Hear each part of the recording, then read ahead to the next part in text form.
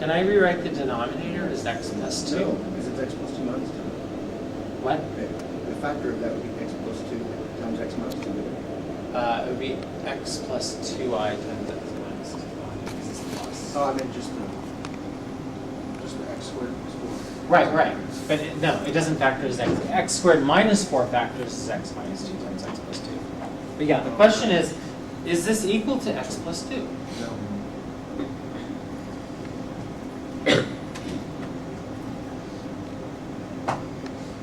This is a major felony. And I see it all the time. Square root of x squared is x, square root of 4 is 2, done. Well, if that's the case, then this function is x plus 2 over x plus 2, which is it's a constant function. Doubtful. So the first thing I want to say is avoid this pitfall at all costs. I'm assuming, I could be wrong, that you wrote the denominator as x squared plus 4 to the 1/2. That's what you should do.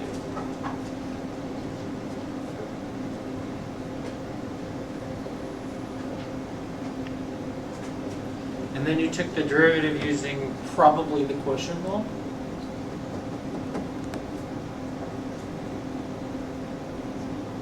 You could swing that up, make the exponent negative, and use the product rule. It's all going to end up being the same either way.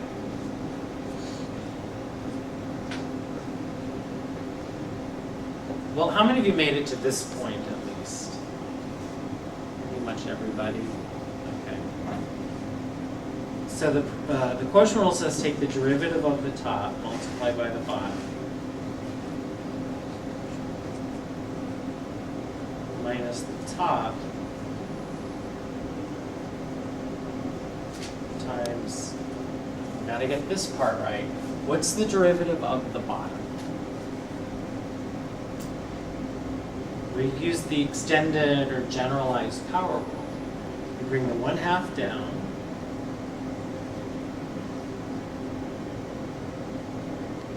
decrease the exponent by 1, subtract 1 from 1/2, you get minus 1/2. But then, and this is important, you have to multiply by what? The inside derivative of the inside. Derivative of the inside, which is 2x. And then, okay, so derivative of the top times the bottom, minus the top times the derivative of the bottom. Over the bottom, what is the bottom squared? X squared plus 4. X squared plus 4. Okay. Well, those 2's cancel, don't they? 2 times 1/2 is 1. Gone.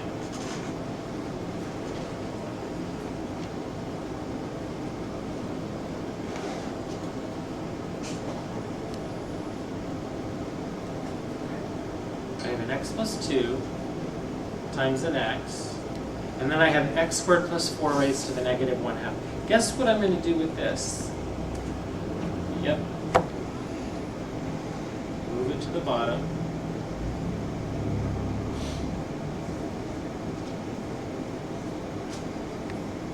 And what goes on top is this times this, which is, I'll just think of it this way now.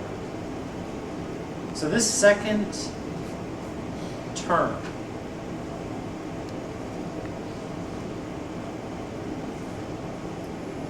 can be rewritten as x plus 2 times x over x squared plus 4 to the 1/2. I still have the x squared plus 4 in the denominator. I want to get rid of this fraction, so I multiply by top and bottom big fraction by the numerator to make it go away.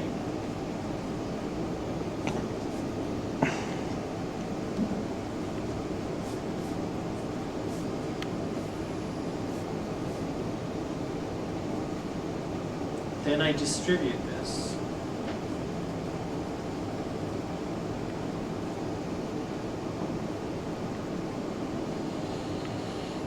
What do I get when I multiply x squared plus 4 to the 1/2 by x squared plus 4 to the 1/2? X squared plus 4. X squared plus 4. When I multiply x squared plus 4 to the 1/2 by the second term, I get cancellation. You see that?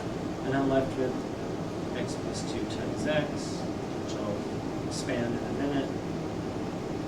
What's the bottom? When I multiply this by this? 3/2, or x squared plus 4 to the 3/2. Yeah.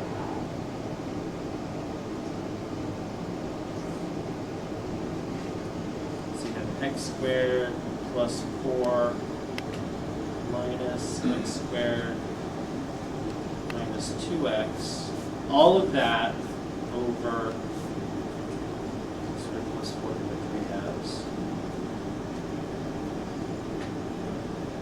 Those cancel.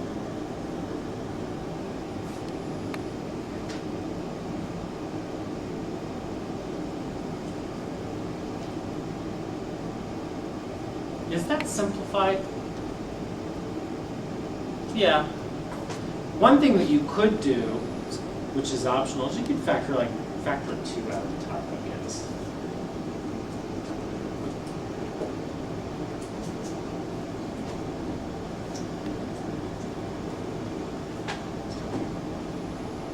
So like I said, it's really important when you're working problems where you have to find relative extreme, that it's really important that you nail those derivatives.